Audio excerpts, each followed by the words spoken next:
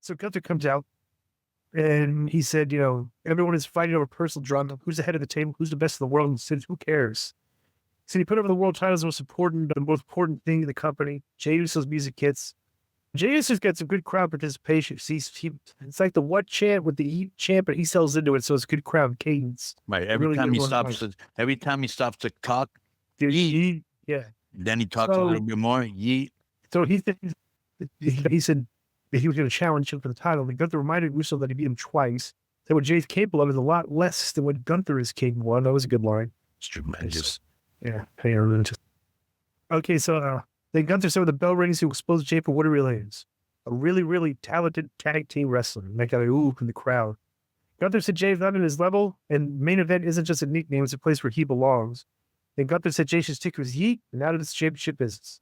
Gunther said Saturday's main event was fine with him, but the choice would be Jey's to make. Gunther dropped the mic and left the ring, and Jey picked up the mic and said everything Gunther said was true. I'm not supposed to be there, isn't supposed to be in the spot, isn't supposed to sell all this merchandise.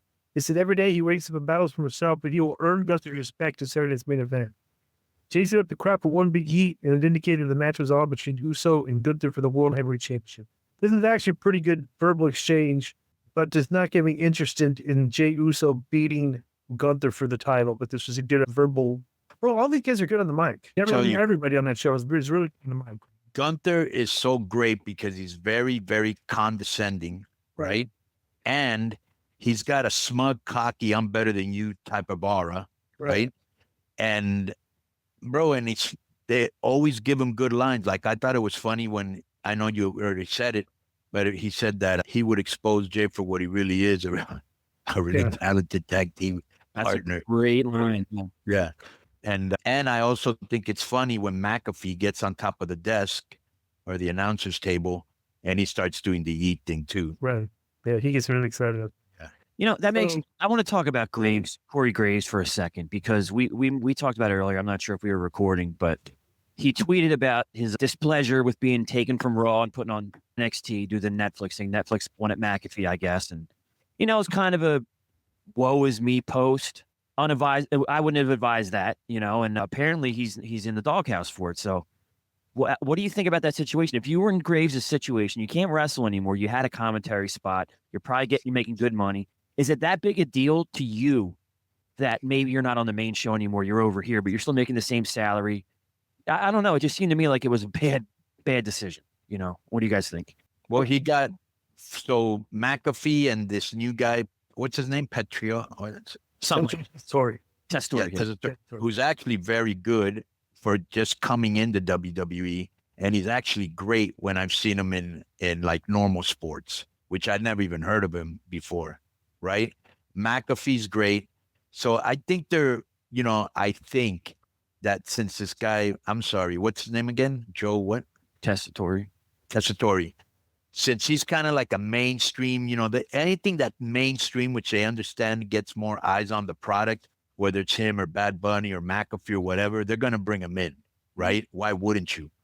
So now there was no space for him there. Then in SmackDown, who's running SmackDown? I forgot. Who's in the commentators? Wait, SmackDown is Satori. What's his McAfee? name? Barrett.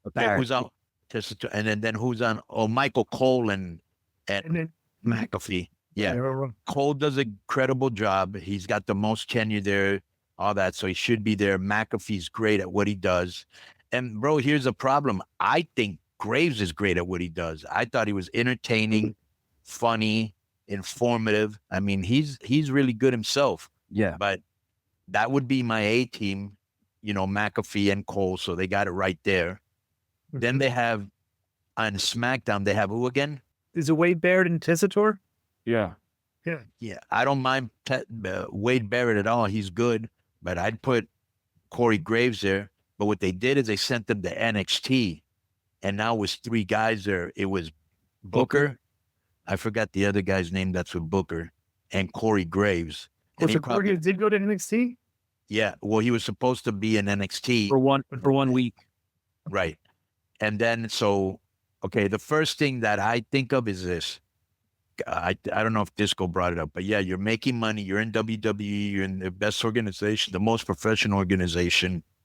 Okay, bro, the last thing you want to do is go on Twitter and talk, because Rock the the boat. mentality in WWE, and from people that would know, is it's a privilege to be here because of the money we're having, the success we're having, and we're not going to put up with any. You know what I'm saying? And how many slots is there for this? Yeah. Go ahead. And on top of that, to hold your thought for a second, and on top of that, it's a message to the other wrestlers. You want to go on Twitter and talk, this is what happens. But go And ahead. if he gets his release, how many slots is there for a color commentator throughout the business right now or anytime? Where you can make good money, only AEW. And is there a spot at AEW even? You know what I mean? Well, he's a mark for a WWE talent, I'm Who sure. cares? Do you think? I mean, guys, we're talking. Joe, Yeah, I'm just making. we're talking this much about Corey Graves and whether or not the guy's not doing the show right now. That's the story. I was just thinking about YouTube. That's all. And actually, one more, just quick. It's obvious. They'd rather do a 15-minute conversation. So let me see I know. what it is. Yeah. Corey, if you rank these three in order, Pat McAfee, Tessa Torre, Corey Graves is 1, 2, and 3 with Corey Graves in third. Pat McAfee number 1. Okay. Plus their crossover personality. Yes. Okay. So they're on other. Corey Graves is just in the wrestling bubble. He's a WWE guy that's in there just doing, there's no crossover appeal. Right. For Corey Graves, which is why he's kind of like maybe on the bench right now, But that's a distance. But the whispers are that this is legit, because I saw people on Twitter saying, Corey, maybe this is an angle and he's gearing up to like return. This is legit, bro. It's legit, right? Okay. Right. MikeDurbin.com. You can get the WCW-esque Konnan in that K-Dog Wolfpack style. Man, this Konnan might be Bendy of the year right now. I really told you. Yo, let me speak on this. Mike Durbin Productions exclusive. Konnan, I was the most impressed with Konnan, man. It's like undercover Bendy of the year. It's a really nice figure. The do-rag is freaking awesome in person. I love the exclusive with the WCW packaging. I love this one with the camo. It's really nice. And I will say, a figurine expert who went to TJ on Friday, Matt Cardona, put it over as being a good figurine as far as figurines go. Yo, hold on, let me speak on this. Exclusive Mike Durbin Productions, K-Dog. Look at that. Listen to K-Dog, keeping it 100. Logo on the back, MikeDurbin.com. Get it right now. Low key might be Bendy of the year. Go get it.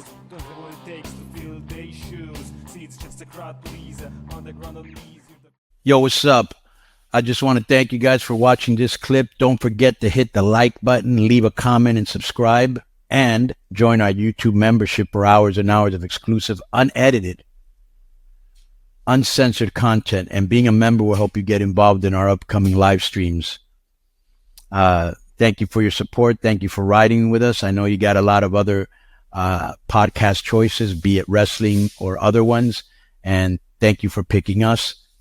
Boom.